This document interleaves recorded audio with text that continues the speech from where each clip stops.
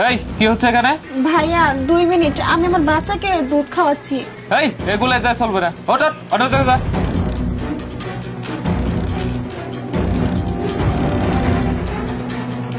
এই এখানে কি হচ্ছে এসব? এসব কাজ এখানে করা যাবে না, যা দূরে যা। ভাইয়া একটু সময়, 2 মিনিট ভাইয়া। আরে এই কিসের 2 মিনিট? তোকে আমি দূরে যাইতে বলছি না? এসব কাজ এখানে হবে না, যা দূরে কোথাও যা। আর এক কাজ কর, ওই সামনে টয়লেট আছে, ওই টয়লেটে গিয়ে দুধ খাওয়া, যা। ভাইয়া আপনি কি কথা বলতেছেন? হ্যাঁ, আমি আমার বাচ্চাকে খাওয়াচ্ছি, আপনি পারবেন টয়লেটে গিয়ে খাইতে?